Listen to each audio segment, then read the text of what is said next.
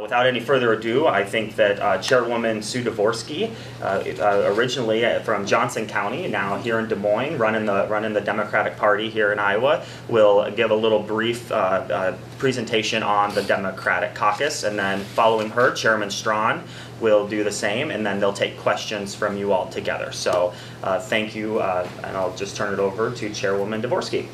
Thanks, Kyle. Good morning, and again, thank you all for being here. The caucus process, and this is a point on which Matt and I agree consistently and publicly and privately. The caucus process, the first in the nation caucus process, is a remarkably important process. Part of it, and a big media part of it, is the selection of the candidate who will be running against, in this case, this year, President Obama. But that really only is part of it. That's the part that gets all the attention. But the caucuses run as a party organizational structure. So it is the case that you have to be a registered Democrat or you have to be a registered Republican. And I know that that is can sometimes cause some consternation with our independent friends who actually have the biggest voting bloc in Iowa. The electorate in Iowa is really split. We really truly are now a swing state. I have a slight voter registration edge over my good friends in the Republican Party. But in fact, what Matt and I both know is that the biggest block of voters in Iowa are registered no party. And so it is important to remember that that's the basis of the caucuses. It isn't to be exclusionary. It's not a primary. You know, it's not an election per se. So that's critically important. But the other piece of it that makes that critically important is that it is a place to bring resolutions. It is a place to have the discussion. That's what it's for.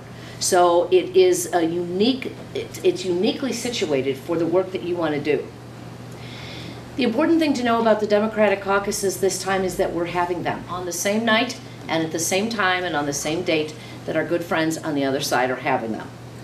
Now, if you follow this kind of thing, you will be able to see that as this is like a Jenga tower, and as you know, as each piece gets pulled out, the date selection is getting narrowed to early January. We don't know when it is, but count on it being in early January. I'm confident that it will be. We know when it's not going to be, and it's not going to be on our original date. So we're pushing all that up, but we are going to caucus. The Democratic Party across Iowa is going to caucus in every precinct, all 1776 or whatever they are, 1,700 precincts across the state of Iowa on the same night and at the same time as our cohorts in the Republican Party. That is for a variety of reasons. One of which is that the caucus process really does start the national conversation about who is going to be the next president. If we did not caucus at the same time and the same night, it would be very difficult for the president's message to get kicked off with the same audience listening to it as will be listening to the many Republican candidates. So that's one reason. Another reason is that it would be very bad for the caucus process if people had the opportunity to go both places. It would really kind of blow up the process, and it would not be good for the national conversation, and it wouldn't be good for our reputation for really running, excuse me, a really great process for people to come and talk.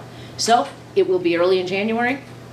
I'm confident that it will be post-holidays, and it will be both sides in places all across the state. In our process, typically what would happen if we were picking a candidate, we would be moving into preference groups. Now, there will be some places in the state who will want to have a robust conversation about whether or not President Obama should be our nominee. I do live in Johnson County, and I can tell you that in Johnson County, we love to have us a conversation like that. So I suspect that might be happening. I have to caucus. If I caucus, I have to caucus in Johnson County. I bet they won't let me this time because I bet I have to be here to be talking with him. Because we can't re-up. I vote in Johnson County. So, but typically what'll happen, we have asked county activists to pull together caucus sites that will allow for multiple precincts to come together at the beginning of the caucus because I believe that we are going to have some video interaction with high-level surrogate who will be talking to all Iowa Democrats at one time. And then to pick sites that are so that they're wireless, you know, that we've got access, and sites that will allow for an easy breakout into precincts so that we can go into the precincts and do the business that has to be done. And that's where your resolution will come. On the Iowa Democratic Party website, thecaucuses.com. And on that website will be precinct locations. We don't have them quite yet, but we will. There will also be a downloadable form for resolutions so that you can cut and paste your, I know you've got yours in here, you cut and paste yours, put it in there, you can print it up, you can bring it with you. I would suggest that a good way to do that is to print multiple copies and bring it with you so that when you talk about it, people have got it in front of them. I can tell you that typically at the precinct level, all resolutions will be taken and they will be moved then on up to the county convention. Your resolution is one that I'm, relatively confident is going to go all the way to our state convention. I know what it talks about. I think that there is widespread agreement that part of healthcare reform, which is a signature issue for us, part of healthcare reform is a continued conversation. That's a beginning. It's not an end. This is the next steps of it. So bring that with you. But even so, that's where you will talk about it. You'll talk about it at the precinct level, and that's how ours is going to go. We are going to be caucusing in the current precinct lines. And Chairman Strawn and I and our teams of caucus people went back and forth on this for a long time.